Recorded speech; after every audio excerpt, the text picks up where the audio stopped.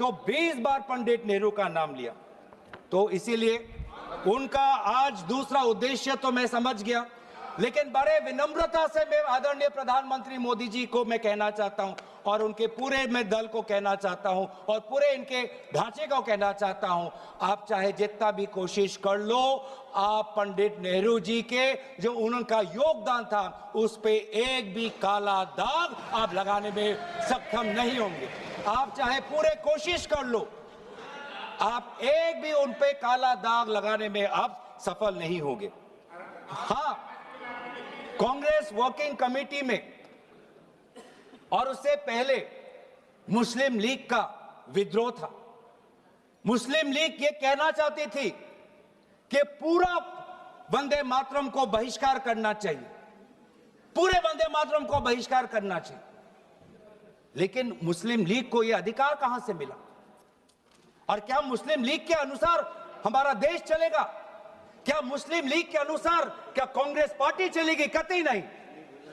हमारे उस समय के जो हमारे नेता थे मौलाना आजाद साहब, उन्होंने स्वयं कहा कि मुझे वंदे मातरम में कोई भी आपत्ति नहीं है। यह फर्क है कांग्रेस के मौलाना आजाद और मुस्लिम लीग के जिन्ना के बीच में।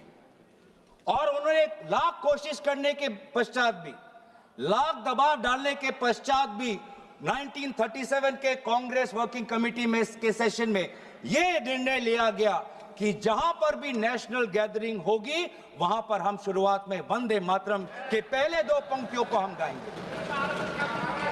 इस सिद्धांत को मुस्लिम लीग ने बहुत बड़ी इसकी आलोचना की, बहुत बड़ी आलोचना की, और आलोचना हिंदू महासभा ने भी की।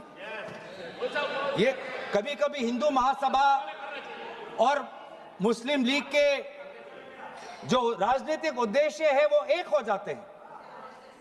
हिंदू महासभा और मुस्लिम लीगों ने दोनों वंदे मातरम को एक विशेष राजनीतिक रूप से देखा और मुस्लिम लीग और हिंदू महासभा ने दोनों ने कांग्रेस पार्टी की आलोचना की। लेकिन कांग्रेस पार्टी अगर चलेगी तो किसी हिंदू महासभा या किसी मुस्लिम लीग की नहीं, भारत के जो हमारे आबादी है, भारत की जो हमारी जनसंख्या है, भारत में जो वंदे मातरम के जो मूल भाव है उसके साथ मूल भाव। आप बार बार वंदे मातरम की आप बात कर रहे थे आदरणीय प्रधानमंत्री जी। वंदे मातरम किस संदर्भ में लिखा गया? ब्रिटिश के विद्रोह में वंदे मातरम का नारा कब लगाते थे?